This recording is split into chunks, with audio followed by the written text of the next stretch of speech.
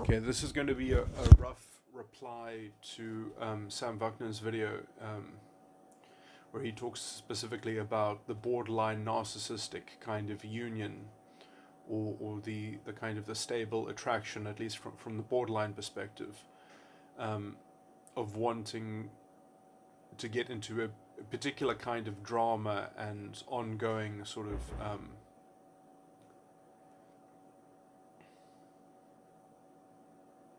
anyway, there are a plethora of small issues that I want to bring up,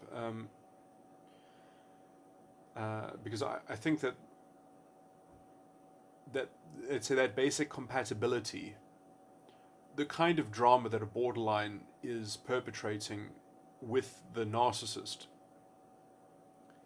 is, I think, more representative of the internal structure of the borderline than it is the narcissist. And I think that is so much so that a borderline will even potentially be able to make someone narcissistic through prolonged exposure. That they will find someone that perhaps has some, that they will subtextually understand, perhaps that they have some ability to manifest as a narcissist, and they will gravitate towards those people to have the kind of imploding, unsustainable sort of dance that they do, or whatever, the whole procession has a kind of a sell-by date. It's fundamentally unsustainable even unto itself, but they are gravitated towards that, and it's better for them to have that external manifestation of failure than to, because essentially what I believe is being orchestrated through the relationship that they have with narcissists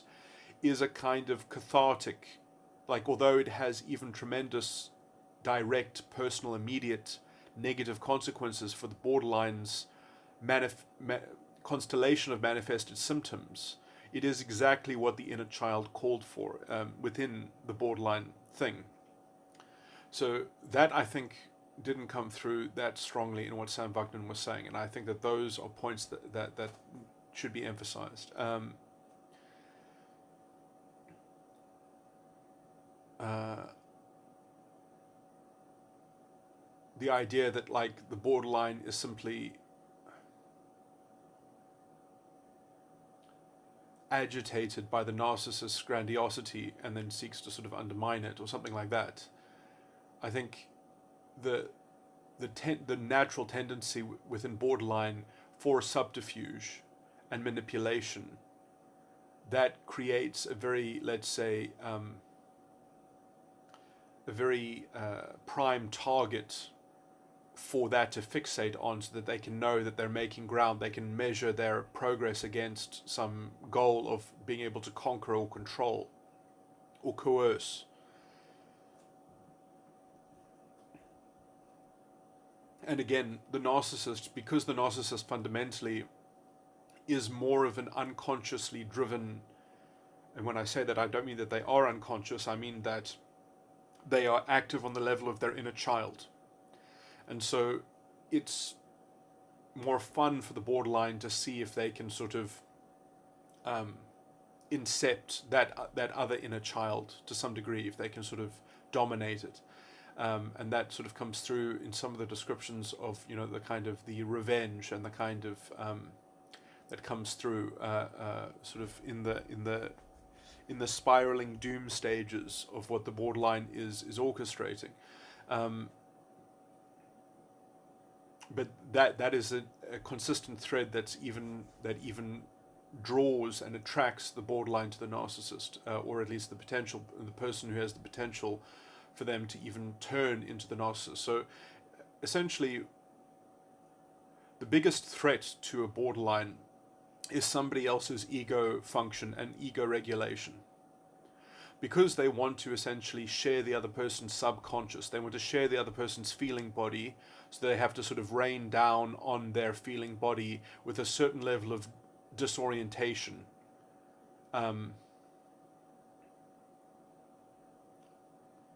Certain level of subterfuge, because they want to essentially have the person abandon their own ego function and attend to their inner child, attend to the borderline's inner child through their inner child. And because they have a kind of concert of inner child, but this is going to be like a one-way flow of control and power from the borderline received by the narcissist. And so effectively that ends up essentially creating its own kind of meta drama of ego function that's happening kind of because of yeah, so you get a kind of a hybrid ego function that is kind of ends up, I don't know, that is like the implicit kind of subtextual theme of what's going on in terms of the emotional chaos and the emotional sort of so the kind of argument and the kind is like an emotional drama and an emotional argument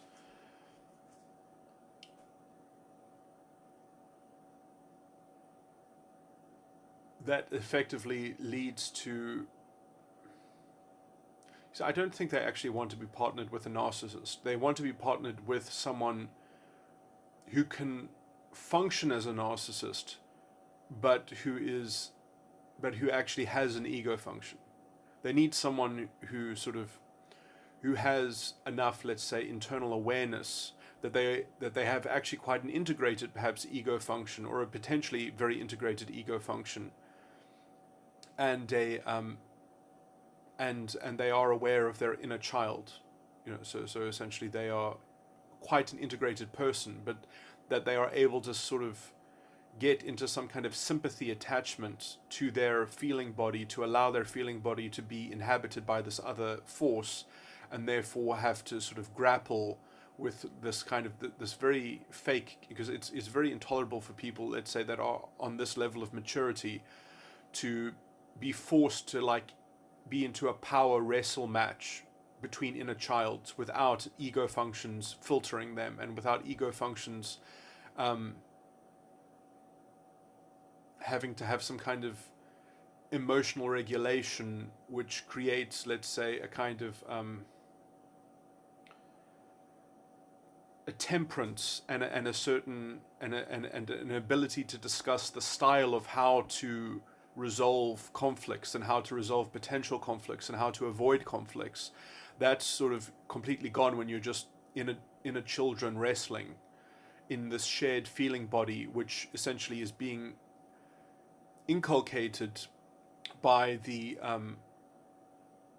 borderline's culture of communication and culture of interpersonal relation, which is essentially a kind of constant terrorism.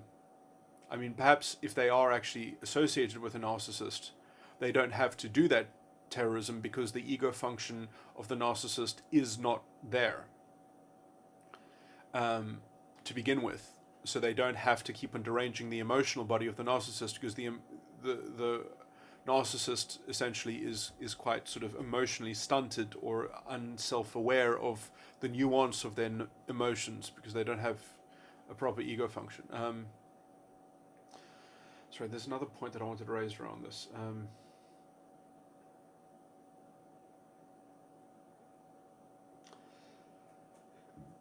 So, I mean, it might be that I'm thinking what I have as a borderline in my head that I'm imagining might not actually be a borderline. It might be a very specific kind of borderline. It might be closer to the very rare one, the inverted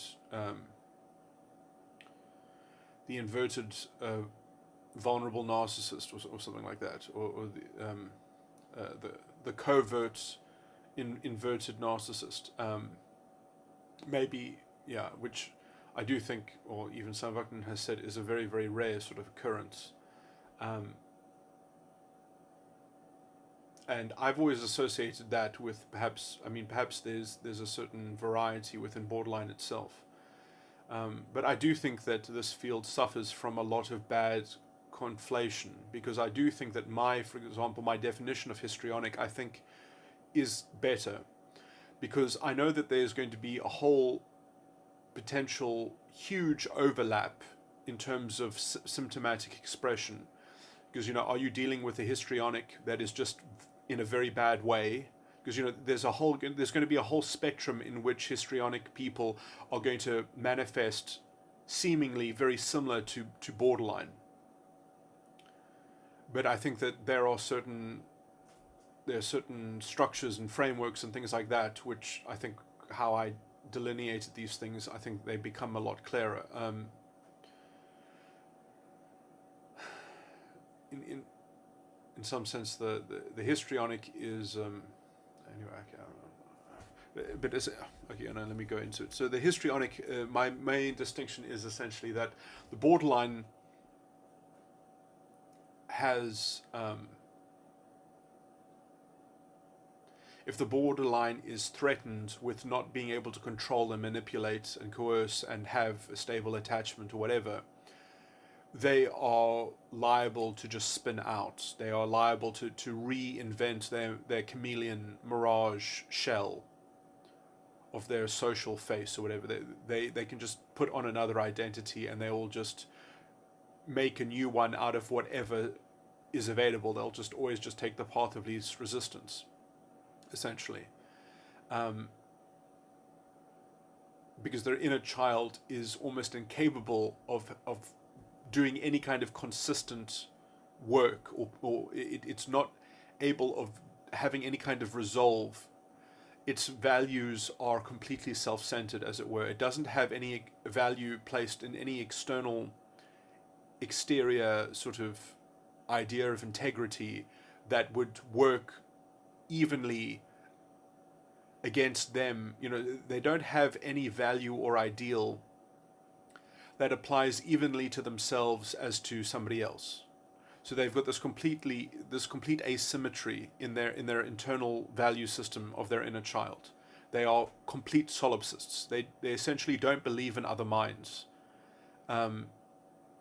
because such a belief would create problematic values for them that might imply that they should do extra work, that they should ever have to do anything effort. They should actually put any effort that requires self-consistency. So they have a general rule. I mean, it's a heuristic essentially, that you don't pick up beliefs that are going to entrench one into having to do anything that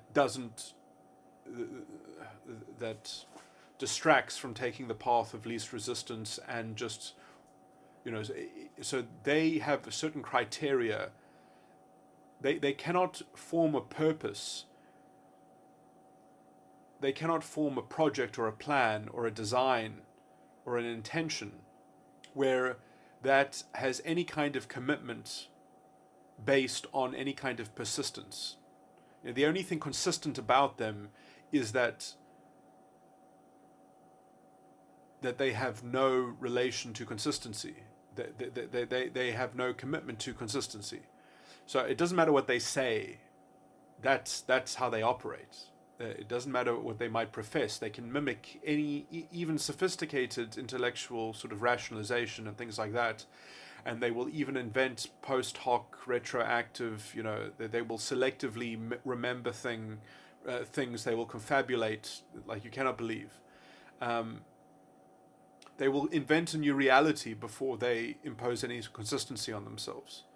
And they will invent a new reality and a new identity. So with those two tools, they will use those tools interchangeably. Either they will become a new person, or they will invent a new reality. Those are more important to them than having the inner child actually do anything that requires effort. They want the inner child to be completely invulnerable and omnipotent. So much so that even their shell ego that they craft out of which they will reinvent and revise and update on the fly, and they will unilaterally just demand to be treated as that new identity, as however they describe it. They just demand to be treated that way because they don't care about anything else. They don't care about the concept of the pretext of responsibility or self-regulation or accountability or ownership, self-ownership. their self-ownership is a kind of absolute unilateral self-ownership in which they can push the reset button whenever they so wish. That's the only consistent thing, is that they will consistently have that power. They consistently commit themselves to the power of being able to perform those types of behaviors and themes and actions. Now, then if they can find someone, essentially the narcissist is attractive to them because essentially they think that they can trick someone essentially into getting into a belief, into trying to convince them to have consistent beliefs. So if they can get into this almost meta argument, this almost chess game, like, oh, if only, so this, if only you explain it to me better, then I'll understand, and they don't follow a discourse. They don't follow, they'll just pretend to follow the discourse. They are fundamentally duplicitous. They're fundamentally dishonest. They're just there essentially to garner attention and to essentially wear you down and derange you. And they will derange you. It's you can see through them. It's just like they just are constantly. There's, if anything erratic happens, just think, what is the underlying chess move of the demon playing chess against me? And suddenly their behavior becomes very consistent. It's very easy to see what's really going on. You just have to not listen to the hollow words. You just have to look at the behavior, and it's very, very persistent and consistent. And it's a very persistent form of manipulation and control and coercion through a kind of subconscious traumatization and a subconscious. They're trying to traumatize your feelings. They're trying to derange you and disorientate you until you will just deal only with their beliefs and deal only in terms of beliefs, and just and they will make you want to beg them to simplify things down to the level of belief.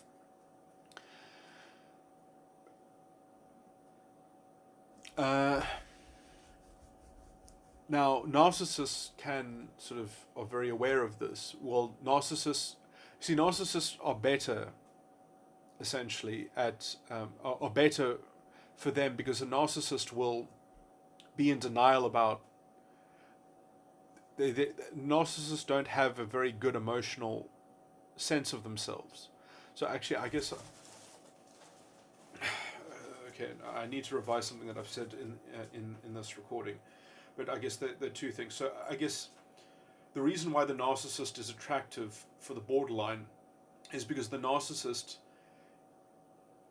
doesn't have real emotions except for anger and rage, essentially. And so they are pretending to have emotions, and they are clouding, and they are using an emotional face, a mask, to hide their beliefs, which they are chronically dishonest about their beliefs.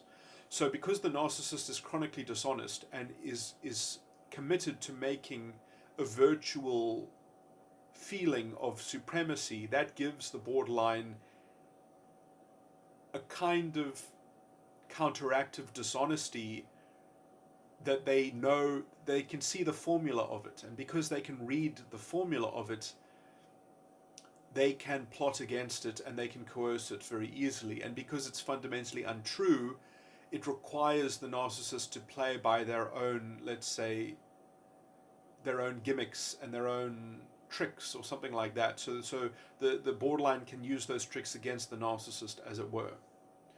Now,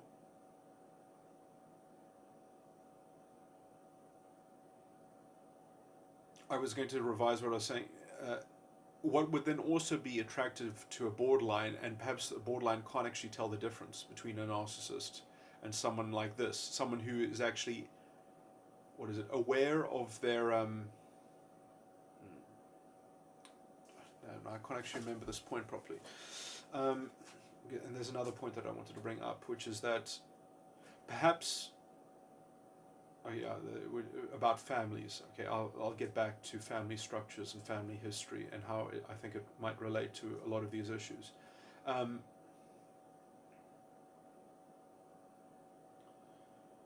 But essentially, the narcissist might not be able to distinguish between someone who is able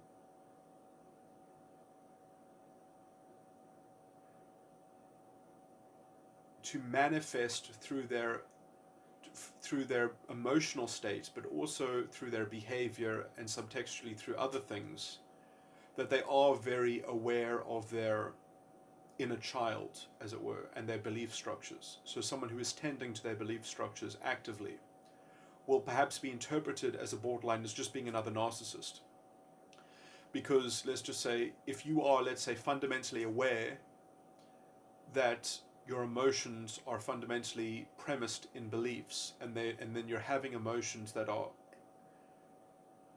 expressions and relate to your beliefs, and you as an internal ego are tending to those emotions as you are also expressing those emotions, let's say diplomatically or politically, as part of the tone of communication, as part of the way that one navigates life, sharing some emotions with some other people, or expressing things in a certain emotional tone, because that's just a kind of a way of, it's just a form of grammar in communication.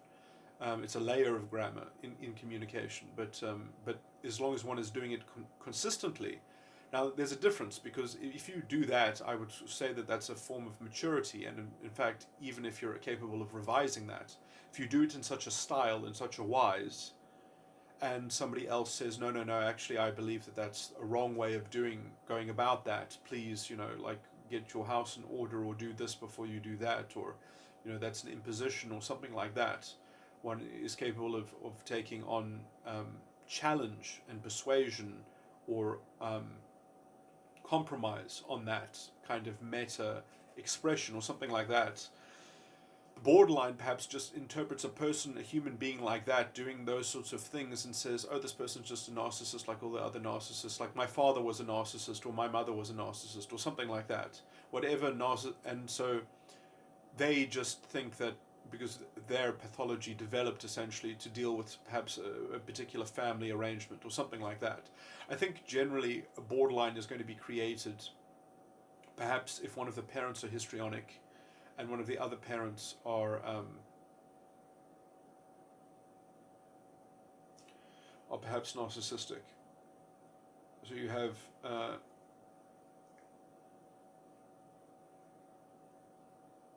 perhaps vulnerable narcissism as well, perhaps not grandiose.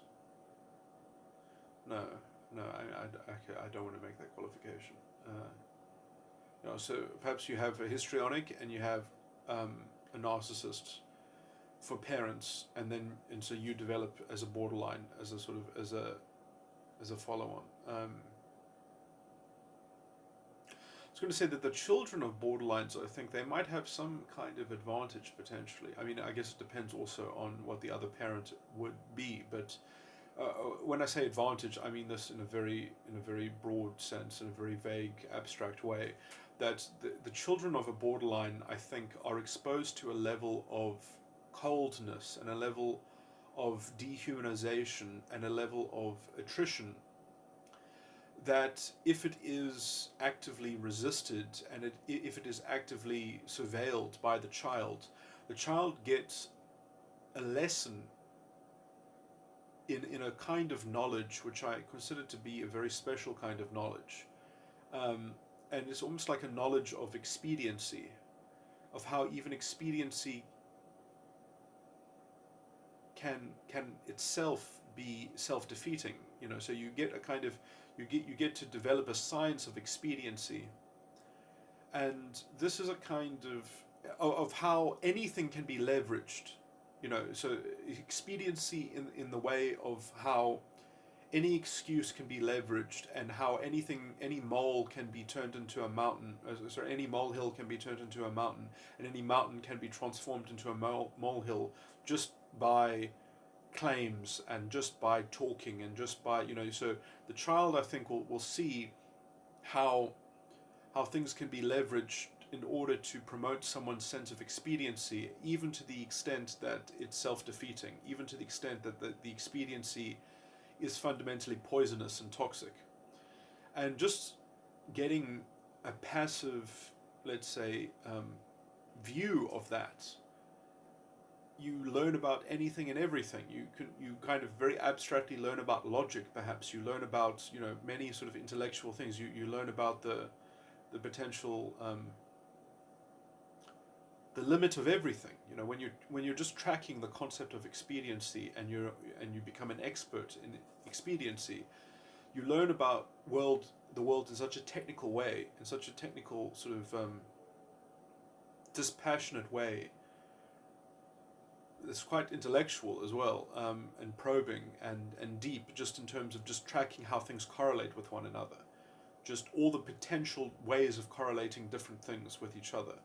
And anyway, this is going to be, this is going to sound like self-aggrandizement, but I think that, for example, I was raised this way, so I believe that I have that kind of insight, and it's interesting because I do see certain personality styles in, for example, biblical figures in the scriptures, and I do think that the Virgin Mary was not a virgin in the fleshly sense. She was a virgin in the spiritual sense, and I do think that the kind of virginity spoken about is actually the mental virginity of not having any relationship to a spirit, of being akin to the whore of Babylon,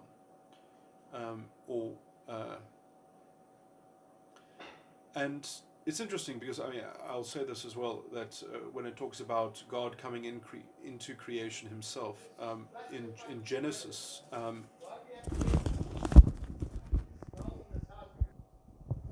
this background noise is intolerable. Okay, I was talking about. Anyway, so the when God is coming into creation in Genesis,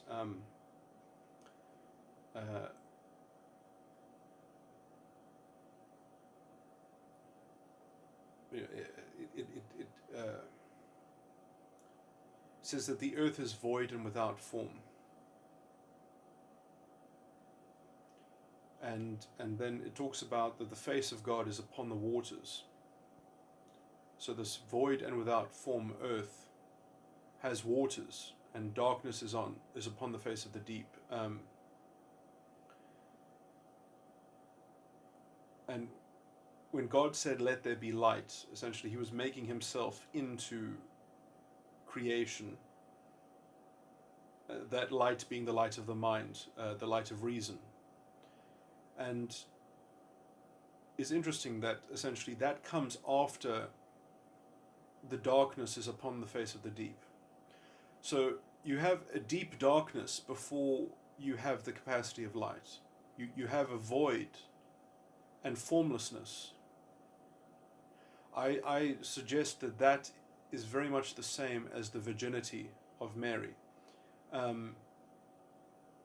That the virginity is a void and formlessness in terms of association to spiritual awareness, and because of its, let's say, laxity in terms of spiritual affiliation, because it is non-committed. You know, to be a spiritual virgin is not necessarily a good state, or is not a good state. You know, the soul should be married to Christ, as it were, or something like that. But anyway,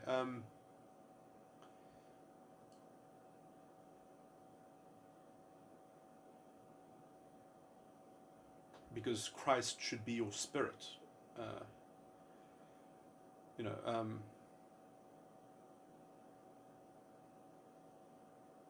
it's interesting. So, I mean, you have to realize that the Spirit of the Lord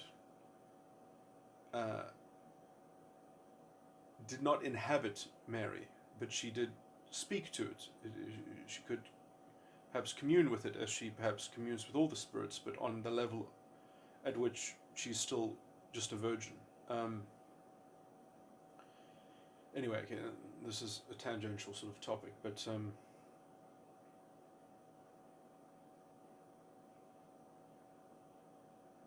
I just wanted to point out that it's interesting that when Jesus is meeting John the Baptist, when they are before they were born, when they were both in the womb, and their mothers were meeting, and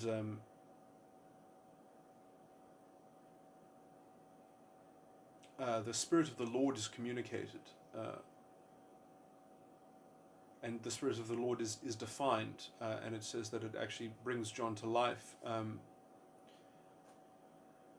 and John's mother, pregnant with him at the time, talks about, or actually articulates what the Spirit of the Lord is my life magnifies the Lord.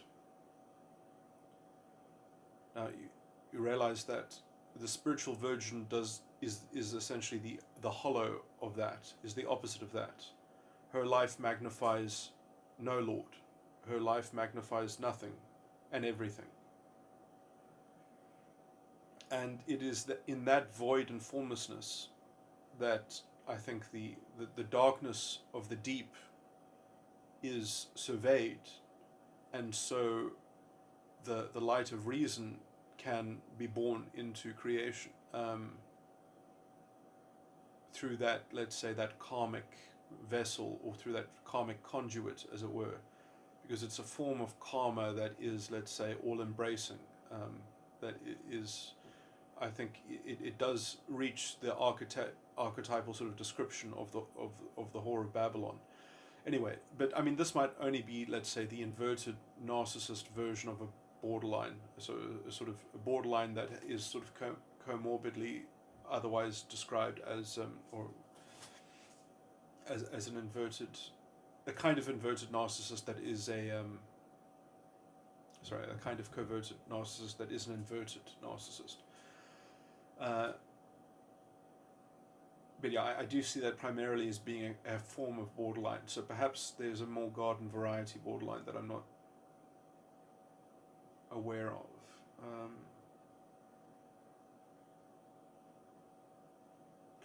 Okay, anyway, let me just move on from this quite obscure and esoteric tangent. Yeah, so I did mention the family structure, where I think the borderline is likely to precipitate. Now, I might be wrong about that. I haven't given that much detailed thought.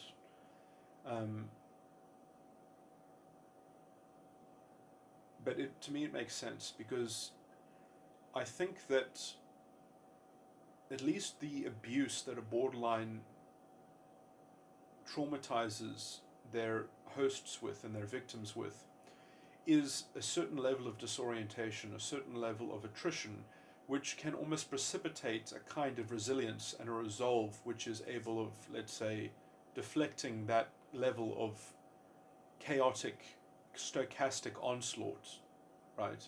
So if you are the child of a borderline, of this kind of borderline, the kind of abuse that you're going to do to your child is either going to turn them into a kind of histrionic, sycophantic, kind of codependent host, or you're going to develop some kind of resilience to it, which might have a kind of internal and an external expression. It might have an internal expression of being very willful and being very committed and determined and have lots of resolve.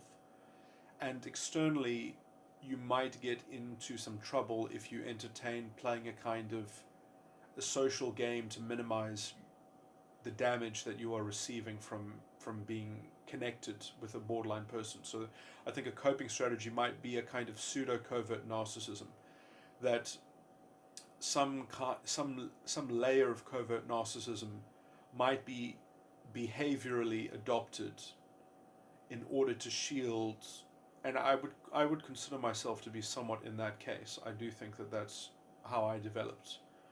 I was, sort of my own parent to a large degree growing up. My father was a narcissist. I remember he told me when I was, told me many times when I was 4 and 5 years old that he never wanted to be a father, and he never wanted children. He told me that multiple times. He's pretty much a garden variety psychopath. And well, my particular family politics is much more complicated than this, and I'm not going to go through all the other aspects which make it even more horrendous and such. But yeah, so there's perhaps at least a functional covert narcissism that has to be employed just to create some boundaries, because the only boundaries that will be respected by borderlines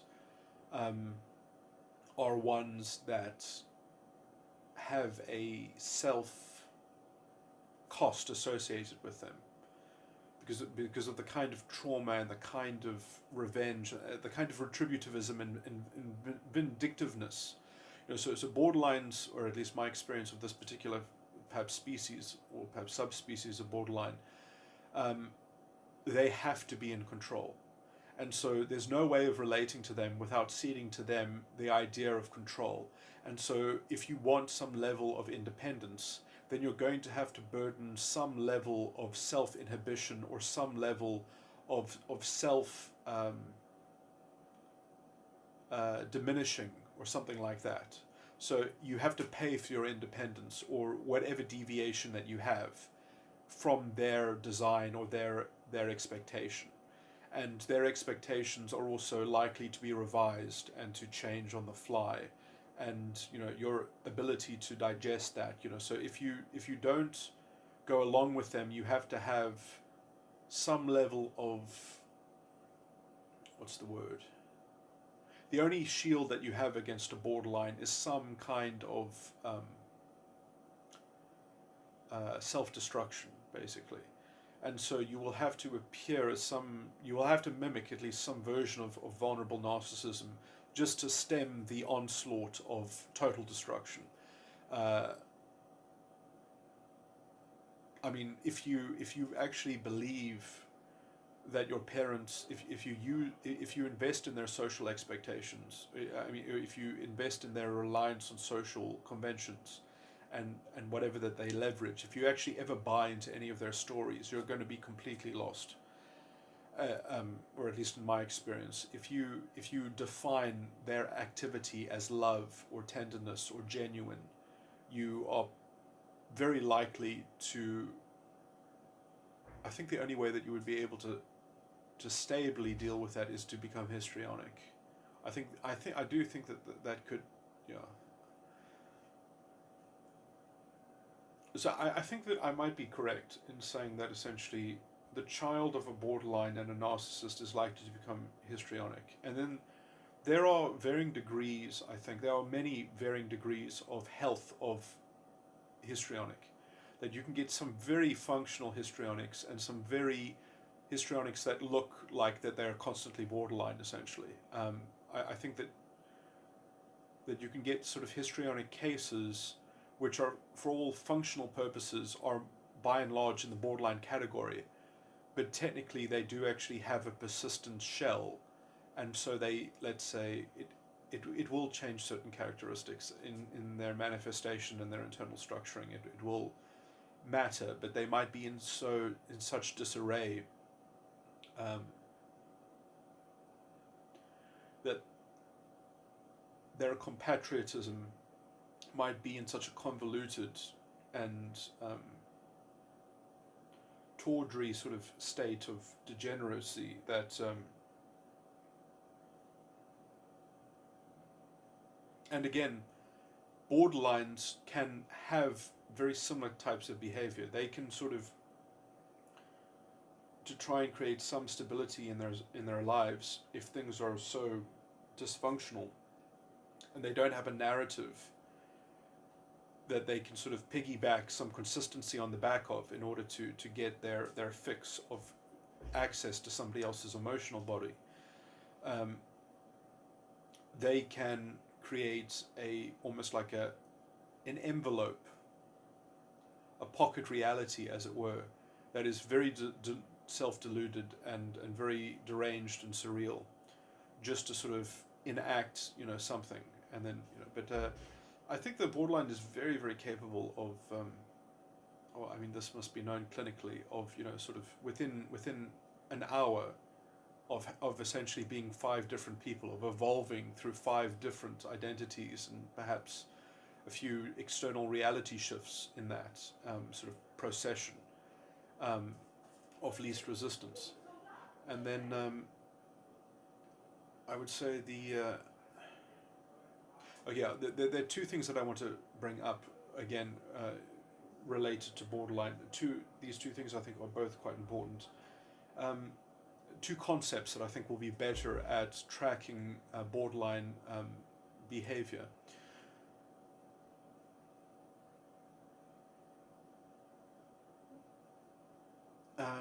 Envelopes,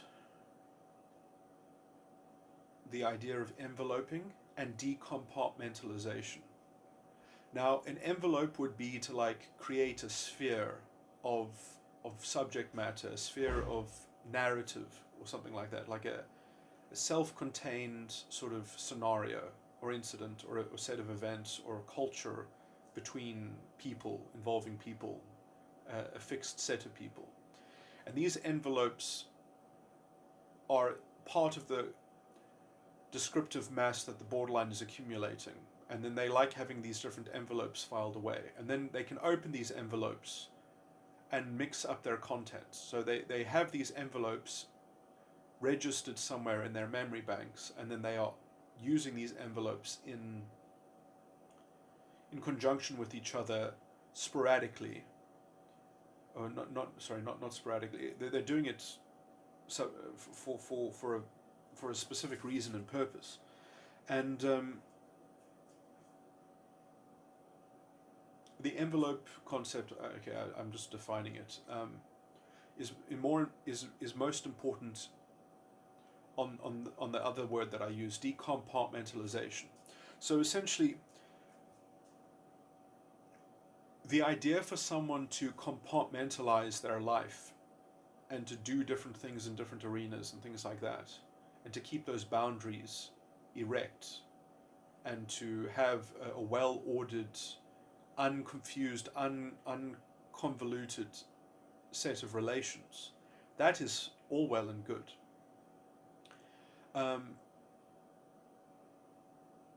And that is essentially what allows the ego function to regulate the feeling body in most people, is some level of compartmentalization. Now, this general theme of compartmentalization is what causes unconsciousness. This is the main driver of unconsciousness, and eventually why you get residual feelings which you can't digest and you can't process them out, and you need to perhaps be more mature and evolved and work out how to relay your emotional state to your beliefs and work out where the contradictions and inconsistencies are and such. But the most important thing that a borderline is trying to do is they are trying to derange the emotional body of their host so that they can share it and get their ego function to regulate their emotional disorganization or whatever, or their emotional expressions or whatever, which they don't even, I think, really express them as emotions. I mean, they might have emotion in their voice. Usually it's just hysteria or it's some kind of sympathy extraction, some kind of emotion that is meant to elicit a sharp, reactive attentiveness.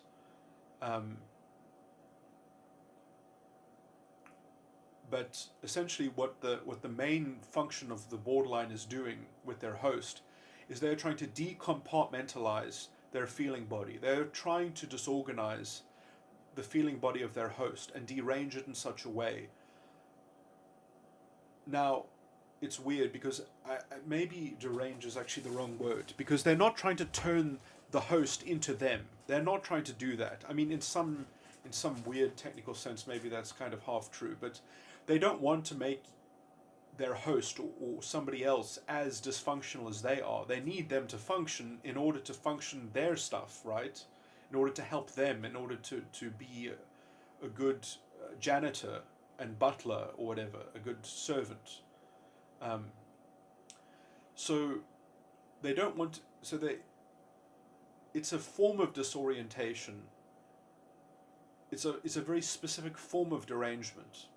It's a very specific form of terrorism. It's terrorism with a very particular aim. And a better way of describing it, I think, is decompartmentalization. They don't want to destroy your metastructures. They just want to confuse your emotions. So they don't want to confuse subject matter to the extent to which you don't even understand reality anymore and you can't relate to anything. They just want to pull the rug out from under your feet. And in fact, they don't even care if you know that they saw you pull. They don't even care if they know that you saw them pull the rug out from under your own feet.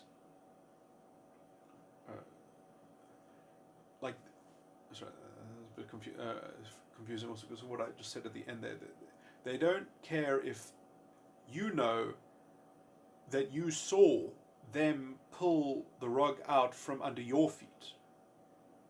Like they don't mind if they are caught red-handed in the act of pulling the rug out from under your feet.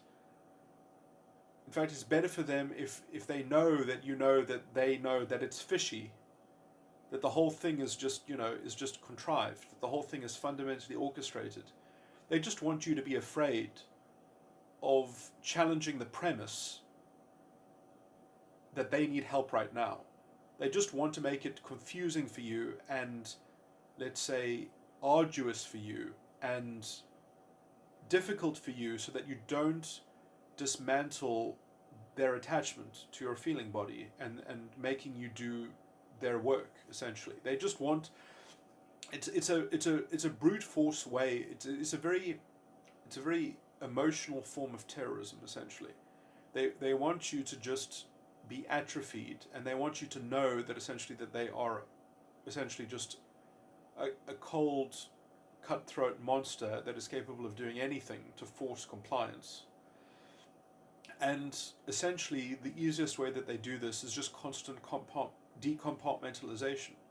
If you have compartments, if you have boundaries, they want to corrode them. They want to corrosively destroy your compartmentalization. And then they want to just barrage you with their fleeting thoughts and then force you to compartmentalize their array of business and their array of affairs. So it's just on this point, it's very simple. They want to decompartmentalize everything of you as an individual because that is an affront to their codependent union. And they want to replace all your compartmentalizations with ones that work in their codependent armory of what they just want you to be an extension of them, essentially. And they do this by playing stupid, by playing the disorganized, misunderstanding idiot, and essentially because this is all they're actually interested in. So, they pretend that they have intellectual problems, they pretend that they have lots of different things that are they're just by the by, they're just useful ways.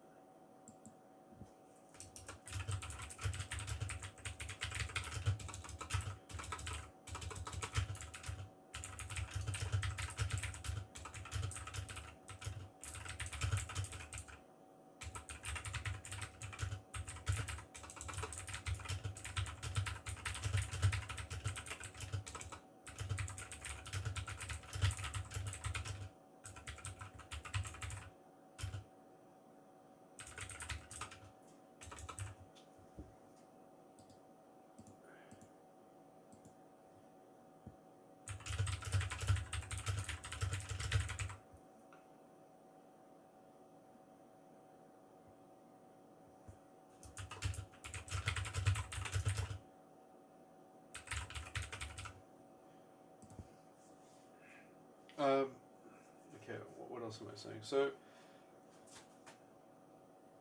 So if you look at the chaos and you look at the actual procession of the attentiveness to their bullshit or whatever, that's the only overriding that's the actual thing that is happening. What else should I say now? envelopes. Okay, and just in the same way that they are trying to decompartmentalize, they are trying to create envelopes that you are responsive to, and that they are trying to open these envelopes in front of you and then like pretend that now they belong to you, essentially, that these envelopes are addressed to you. So they are the ones opening the envelope, and it's a letter addressed to you, and it's always addressed to you. And so they are weaving in your responsibility. They are sort of spell binding you to their narrative threads, and they are sort of placing you in these envelopes so that if they ever need evidence, or if they ever need to concoct something, they can sort of use it against you at some later time. And so they've they've got this bank of social expectations. They've got this bank of, so they're masterful at leveraging social conventions and expectations, and just like the culture itself, so obviously when we have identity politics and shit like that, it's just it's giving these people the kinds of powers, and culture by and large just falls in line. You get these pseudo intellectual sort of extroverted, supposedly intellectual types, and they just will follow anyone who makes the shrillest hysterical scream or whatever. And culture in general now is completely, what's the word, it just panders to this sentiment. It's in the zeitgeist, as it were, as the cultural hegemon. And I mean, Sam Vaknin talked about how the medical establishment is sort of acting quite borderline in some sort of abstract kind of way, and stuff like that. And I think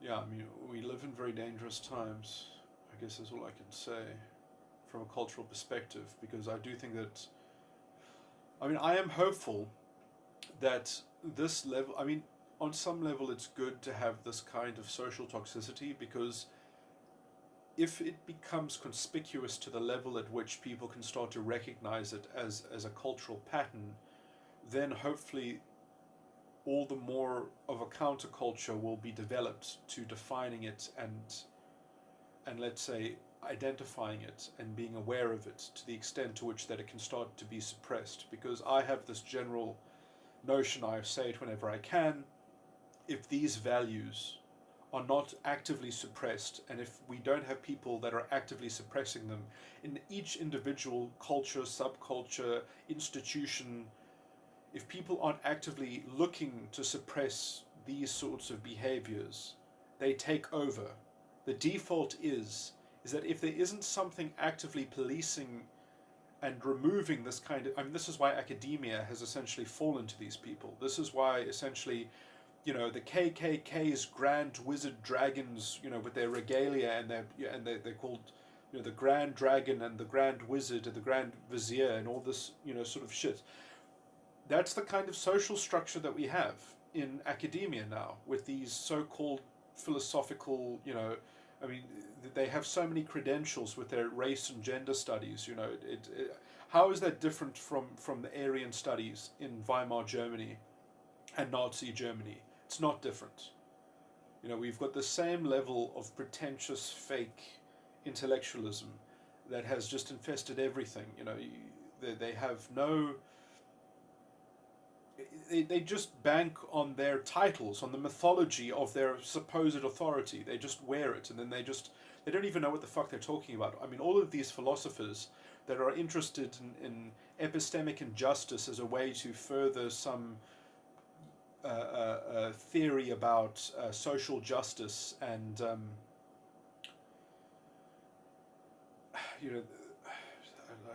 I saw a lecture recently about this, which it was really depressing, because these people, they have no idea what they're talking about. They literally don't have a basis of what they're talking about, but they're just trying to make it work because it's a political buzzword at the moment. So somehow, because it's popular and in the zeitgeist, philosophers just have to kind of try to dignify it and try to sort of dress it up as having some kind of validity, because it's sort of like, because the mob has taken to using this as the vector of social redress or something like that. Completely reactionary. It's ironic as well, because a lot of their pretentious sort of gainsaying about, like the things that they want, I mean, they're so fucking racist, it's disgusting.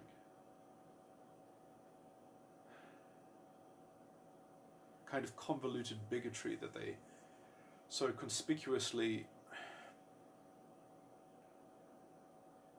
administer, while they make all the qualifications, Will Self is a big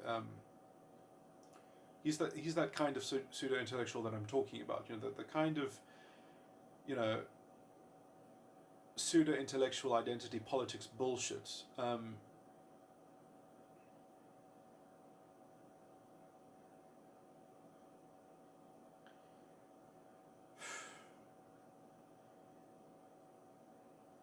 Perhaps I should define that more.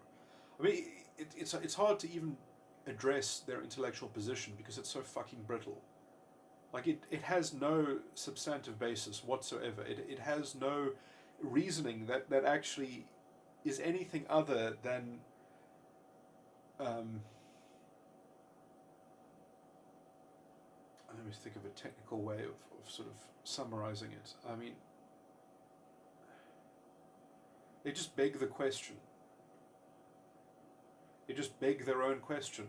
And if they just do it consistently enough and derange anyone who confronts them with accusations, that's what they do. It's like, let's not be defensive.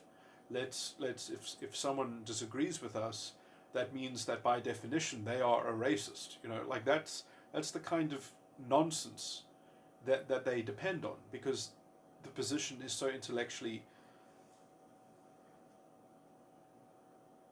destitute. But if you just understand the problem of relativism, and the insoluble issues that relativism makes, how are they going to sit outside the system to judge the system? So they give themselves the right to be the neo-colonialist of defining things objectively. It's this post-structural paradoxical retardation, which essentially only gets solved by this naked power grab of using credentials and leveraging pseudo-intellectual people on sort of as part of this collective groupthink, as part of this, oh yeah, look how many people are excited about this new buzzword, social justice. So let's just get onto the bandwagon, so that we take it in the right direction, towards the Führer principle, so that we can try and find a way to neatly disguise where this relativistic problem is going to eventually drive us into making our own reality, and it's going to manifest in a more and more sort of like bipolar type, or not bipolar, borderline.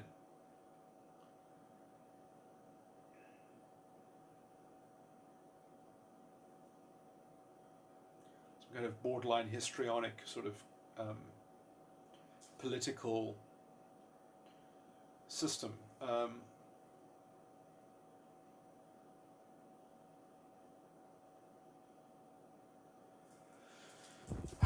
Okay.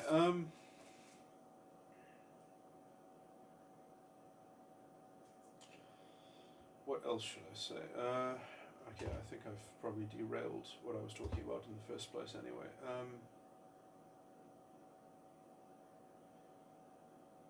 And I should have perhaps been more careful about getting into this stuff. But the problem is that to be more careful, you have to talk about specifics, and then already you're talking on a level at which they're not even addressing it. They are, because it's all through subterfuge and subtext, essentially. They don't even actively beg the question. They do it tacitly. They tacitly beg the question,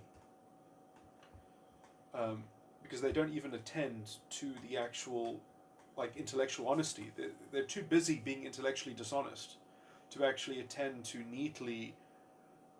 I mean, they forego their own problems in the technical problems that they create, by essentially just saying, well, we have to react to this perpetrator, we have to react to an evil. It's all relevant, it's all relative to a perpetrator, because that's the only thing that they can excuse themselves using as the linchpin for all their rubbish rationalization.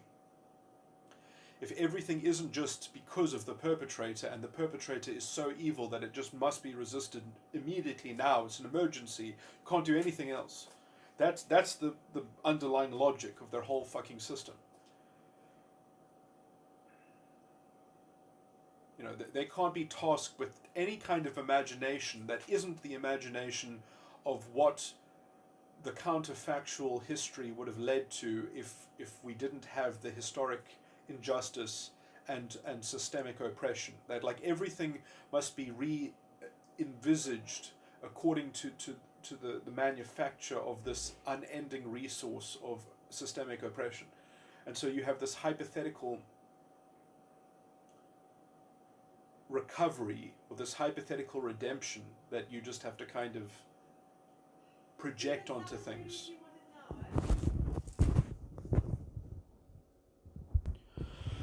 What was I just saying?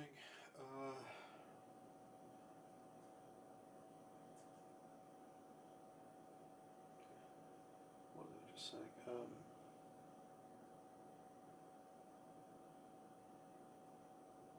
Speaking about relativism and how the ideology functions.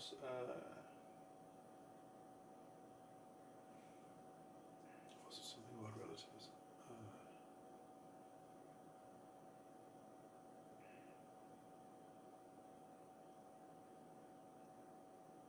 Yeah, so I mean, they become addicted to this imagination which only runs off excavated oppression. And so they actually need oppression in their narrative in order to be able to give themselves the latitude to imagine freely. And if anyone tries to take away that, like, vulnerable narcissism, essentially, that belief substrate that allows them to kind of have that histrionic attachment to their borderline ideology. Like, I'm going to revise, I said before that essentially, I think I said before that the identity and identity consciousness and identity politics, the identity itself is actually a borderline, has the persona of a borderline, but obviously no one is the identity. The identity is abstract, it's a group noun, it's shared.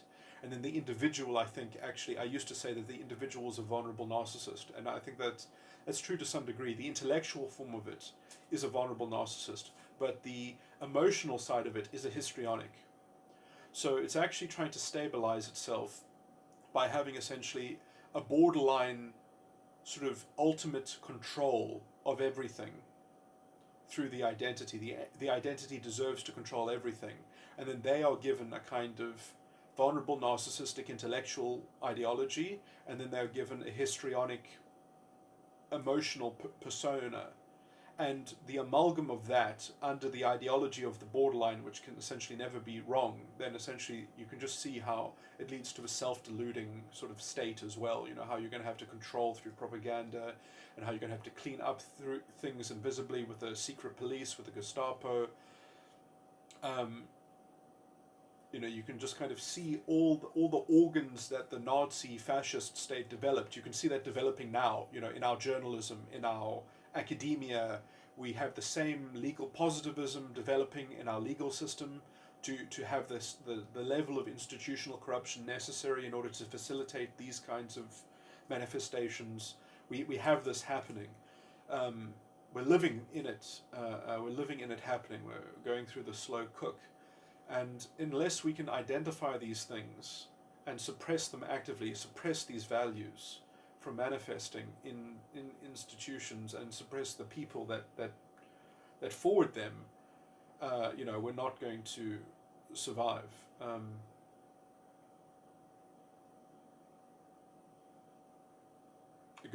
Because they work by convoluting things. They work by confusing issues. You know, they're still calling Trump a racist. You know, I mean, this is the kind of, I mean, you can call it projection or something. You know, they need to be able to change the reality to fit their internal narrative.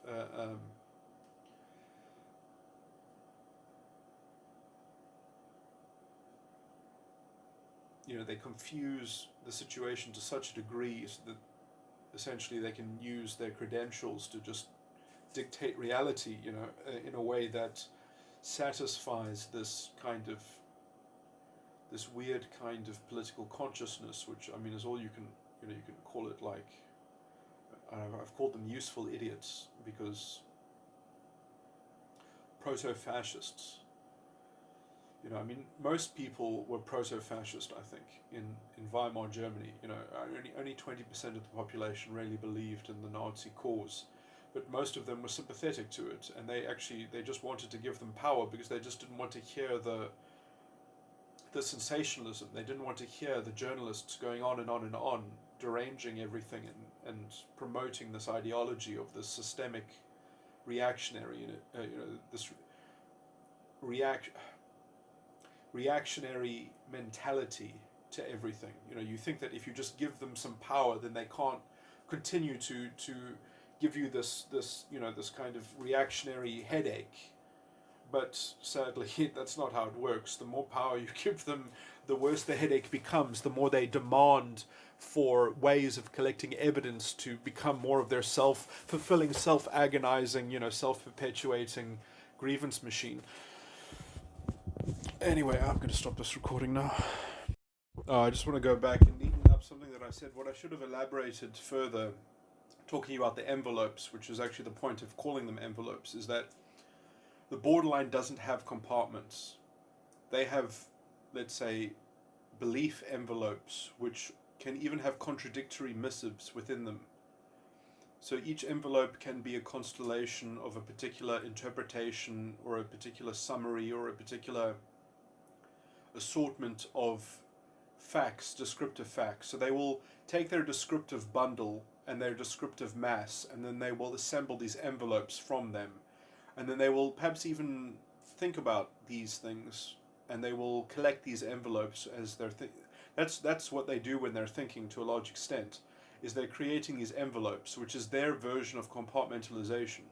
Now, they're not interested in making sure that these envelopes work with one another. They don't care if they have many different envelopes that are like fundamentally, implicitly sort of incommensurate. And essentially, that's what they are doing when they are finding someone who they are sharing their feeling body with. They are handing them these envelopes. And these envelopes contain things that are like, are very deranging. They perform the function. Again, deranging is a bit too vague a term. I think the technical thing that these envelopes are accomplishing is decompartmentalization. And a certain level of disorder, which is disorientating to the person's ego function, but it doesn't disperse the ego function. In some sense,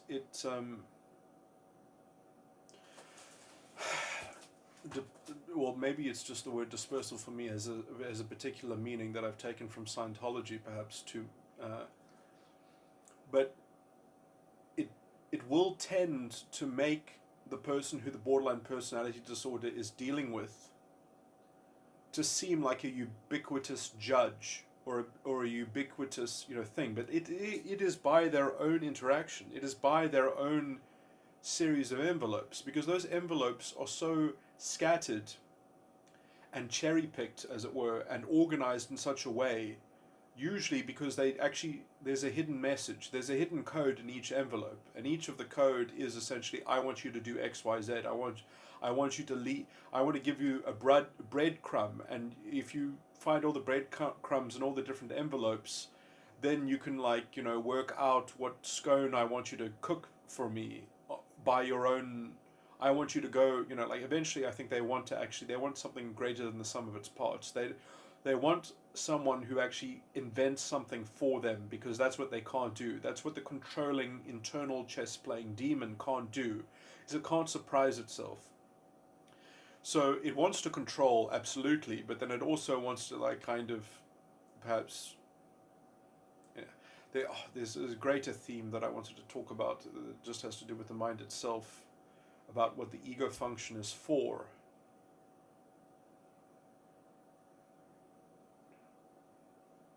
what the ego function is fundamentally for, which I've discussed before, that it can almost, as a bottom line, it can be described as that it's meant to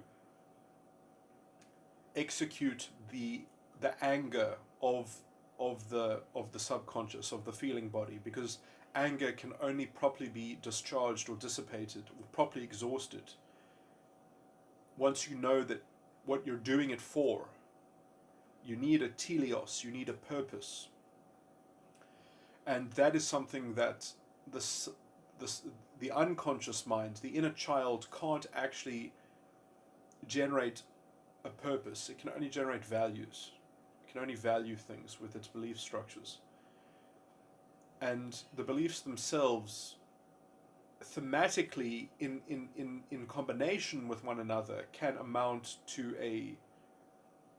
for what you're doing it for.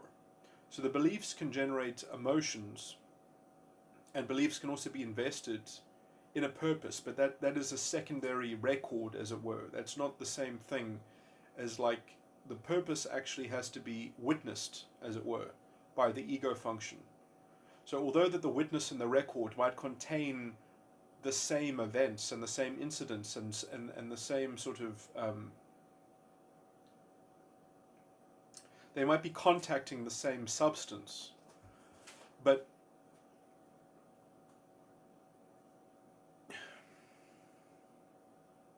and they might be monitoring the same substance, but the ego function, its framework, is essentially on the level of teleos.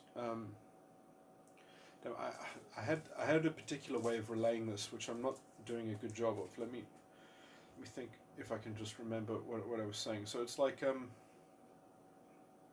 what I was thinking about last night when I was thinking about this issue.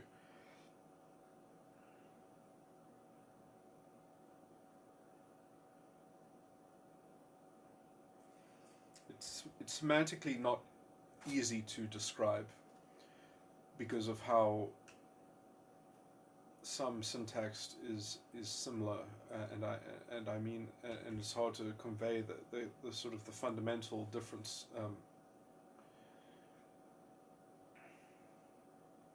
Now I can't even remember the discourse, how it went. What?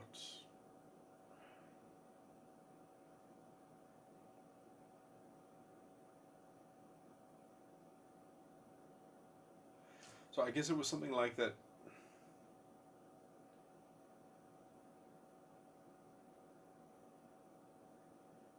Yeah, it had to do from basically asking a question and showing how that question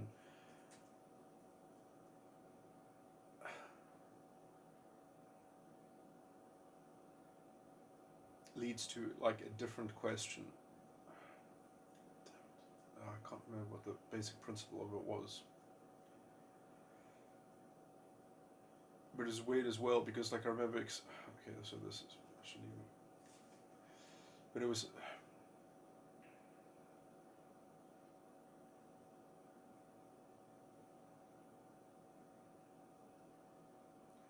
So at a certain level, when you ask the question, what should I be doing?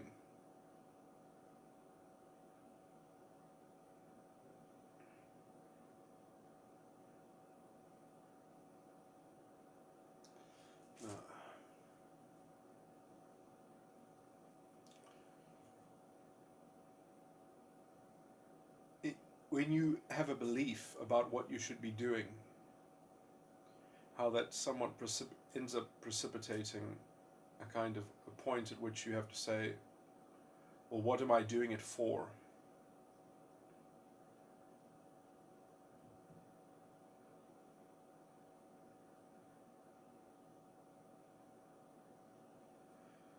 And that effectively sort of gives birth to this idea of why are things the way they are? Why is it this way or that way? Which then also is the prerequisite of why would you like to do that, or it was more subtle. Damn, I wish I could remember that discourse. Why would you?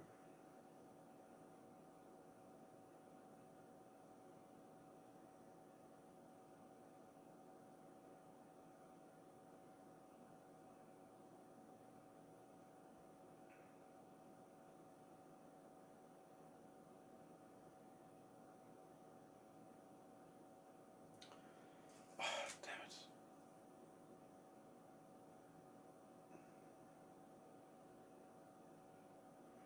Yeah, I mean, I guess in some kind of archetypal sense, I was just trying to go through essentially how, on a structural level,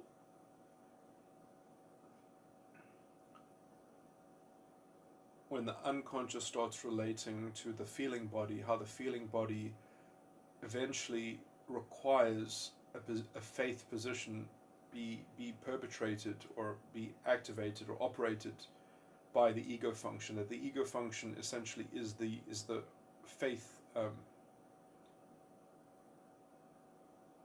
is the working theory, the theory that is seen to be at work in at least in how it would relate to itself, in terms of how it would see, how reason sees it. Why? So if you objectify, why are you doing this to yourself? The answer is faith. Why it would be some way. Why would you have it be that way? Is the expression of your faith. In terms of the operation of your ego function.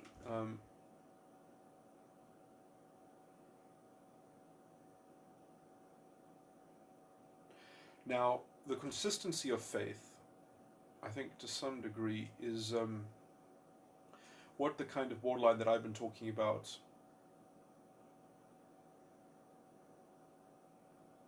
likes to piggyback on, because a narcissist will have a kind of pseudo-faith. A general narcissist will have a certain algorithmic, formulaic consistency in their behavior of having to maintain their full self. And that makes them predictable in terms of being able to get work out of them. You can plot against them. Whereas somebody else who has faith, you can take advantage of that if you are this kind of borderline. But it forces you to play a game according to that faith. It forces you to either...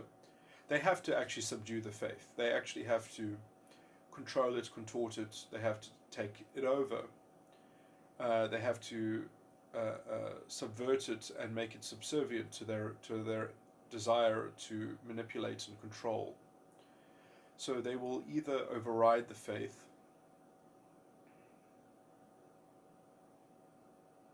or they will have to try to dress themselves in it and to make themselves a particular figure within that faith. It's interesting because Medea, I think, is almost a kind of example of this to a large extent. The Greek play. And women have used this on a broader cultural sort of level to some degree. As if there's a kind of... well, it's interesting though, because I mean, there are multiple versions of faith. I mean, in the sense that you can approximate and aggregate a form of faith which could be exhibited by a particular culture. That there's a faith that has been ideologically stamped into how things function. So although people don't even perhaps actively articulate the faith of that belief structure and ideology, they are prone to it, and then therefore they are also prone to the subversion of it, or the inception of it, or something like that, or the bending of it. Borderlines are very good at being able to take the path of least resistance and to either reshape reality or reshape their identity to sort of conspicuously repurpose existing structures to serve and conceal their envelopes and decompartmentalization by opening those envelopes. So, until they stop the behavior of generating them, I mean, it's very simple if they want to stop being borderline. They just have to recognize internally when they are developing these envelopes and they just stop making them. And then they have to stop opening those envelopes on other people and decompartmentalizing them. So they can do two ways. They can have this internal filter where they preventively stop engaging in the behavior of collecting these envelopes to use strategically, and even if they can't do that, they can just stop delivering them, as it were, and trying to break down somebody else's emotional body so that they can use them as a host, and perhaps even try to facilitate them into becoming stable narcissists that will be able to trade in their... I mean, this is why I think they get rather nasty, is because they want the stability of a narcissist. They need someone who is trying to create a false pretense. If someone is too humble, if they just sort of wear someone out, and they, because of their attrition, and the person says, "Oh no, I'm too tired to deal with this. I can't deal with this. I'm not enough to be able to cope with this. You're just too much." They're a bit screwed on that level, because if the other person isn't invested in some kind of pretext that the borderline can leverage against them to force them to continually perform, then they're cut off from the attachment, of the kind of the controlling attachment that they use, the conduit of control. But I really think that you can all trace this back to the internal schema. The internal schema is obsessed with control, and they are just constantly developing measures and deploying those measures, the envelopes and the decompartmentalization. And I really do think that it's all perpetrated from their side, essentially. I mean, I guess to some degree this can be slightly confused, because if the person that they're dealing with gets addicted to their form of attachment because they believe in, let's say, the false promise, because essentially it's a con artist, it's a scam, because right at the start they promise, essentially, they tacitly promise that they will be pliable and amenable to other people's desires, that in the same way that they want to be good for you, then essentially they just want, they're actually sort of trying to get into it. They're pretending that they want a barter agreement, that they want a quid pro quo, that they will be good to you and then you will have to be good to them. But essentially, that's just their opening gambit. That's just the invitation. The invitation envelope looks different than the other envelopes. The composition, so the envelopes have a gradient scale. That's what I wanted to say that I didn't say. The envelopes invariably have a gradient scale of decompartmentalization. And if they start feeling like they're not working, they will even ramp up the gradient scale. They won't ramp it down. They will actually they will start to do something worse with they'll cover the envelopes in something surreal or something unsightly or something like that. That they will make you open the envelopes, and the envelopes, they'll play weird games. They will try to they will add sadistic things. They will make envelopes that have all these very nasty things inside of them, that have thorns on them, that they will try gross you out and such like that. So I mean, there's a lot of subterfuge, and if you're not, because they want to condition you to accept the envelopes. So I think the envelope analogy has a lot of use in it. And again, I when I was listening to what Sam Vaknin was saying, I don't think this didn't come out so clearly, how much it's driven from the borderline side and conditioned from the borderline side. And it's ironic, because on some level they want to make themselves look like the conditioned one. They describe themselves as the passive participant, as it were, as the victim. But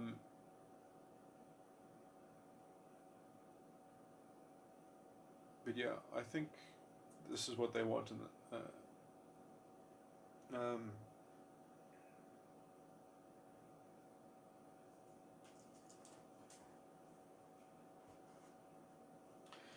it's interesting as well. I mean, I guess there are some complicated things, because if they are dealing with a narcissist, you know, they might try to sort of goad the narcissist into new cycles.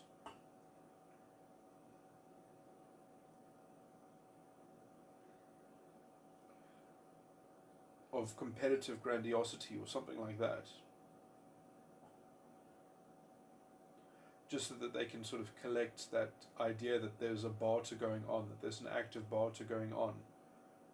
But I think, you know, it sort of gets stale very quickly. It gets, you know, because it's just so unfluid, you know, because essentially the borderline is more invulnerable than the narcissist. The narcissist, even the kind of narcissist that the borderline will develop in a person, the kind of narcissism that the borderline will make the other person develop into, is